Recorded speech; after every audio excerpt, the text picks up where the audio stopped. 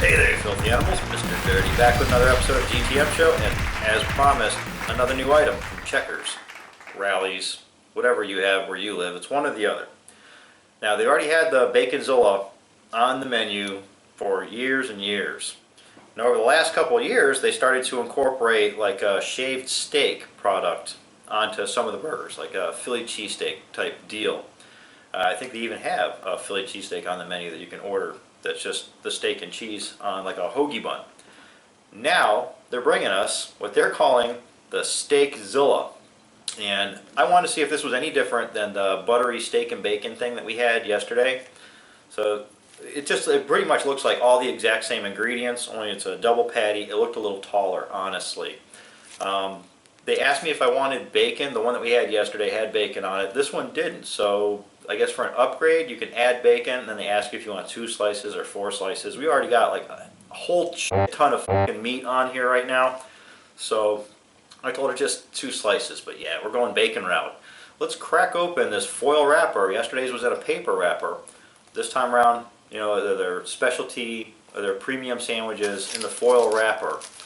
Let's open it up and see what we've got in this tinfoil ball. And yeah, it's a lot bigger, way bigger than that burger from yesterday. Check that out. Wow. Look at this. Let's see what we got here. Wow, this thing's standing over 3 inches. It's peaking at 3.5 inches tall.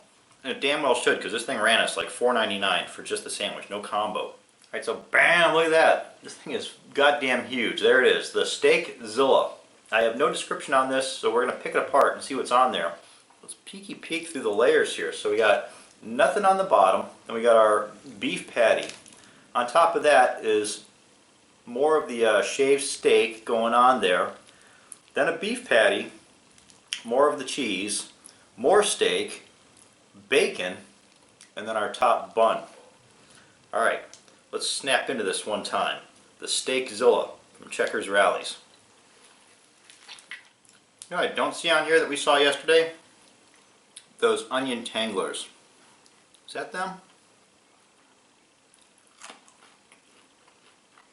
Yeah, there they are. They're on there too. They're mixed in with the steak meat and the bacon. You can barely see it.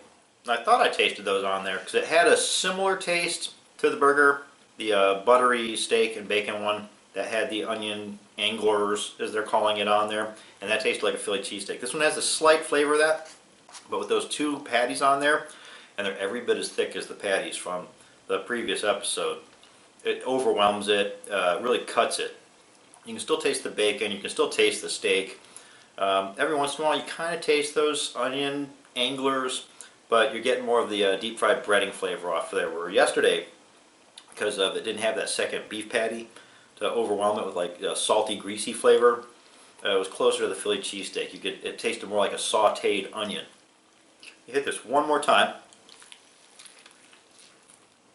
It's pretty damn good, but for something that calls itself the Steakzilla, even though it's got a ton of that shaved steak on there, the double beef patties, yeah, they're the killer here. They're spoiling it. And it's still really good. Still, I'd say a good value at $5 over something that you would get from Wendy's, or say a $5 Whopper from Burger King. This blows that out of the water completely. But yeah, I just wish it had more of the steak flavor, since you can see so much of it there. This one really did not need that second patty. I'm going to give this a solid 4 out of 5. Now, along with this, we also did get, new to the menu, they got the Caramel Crunch Cheesecake Stackers and Shakes.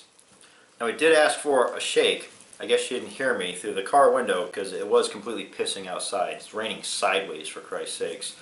I ended up with a stacker. Checked the receipt, and I did get charged for a stacker, so I guess it was just mishearing me over the squawk box. Now, we did get the Twix stacker, and there you go. You got the Twix crumbles going on in there. It's layered. You also got the caramel, but it appears to be vanilla ice cream. So let's hit this one time, see what we got. Alright, so my first impression, take a spoonful of that vanilla ice cream with a ton of shit in it. Then you start to get the flavor of the cheesecake. And it's a little weird, catches you off guard a little surly, even though you know it's cheesecake going into it. that flavor of the cream cheese kind of flavor, it tastes like it's off, like it's gone sour. Then you start to get the Twix pieces as the ice cream melts away. Then you get the chewy, like caramel bits going on. That's real chewy, like toffee. And of course, like the crunchy cookie type bits that are in the Twix. That's when you get the whole Twix flavor going on. But it doesn't last long. That goes away, and then you're just left with like a caramel kind of flavor. Not even cheesecake or even Twix. It's not bad, but I probably wouldn't search this out again.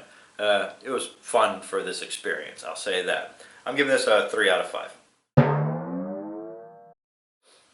Alright, so there you have it. It's the Steakzilla and the new Caramel Crunch Twix Stacker, also available in sundae form. Give them a go. Don't forget, you can buy Knucklehead t-shirts and hoodies down in the description.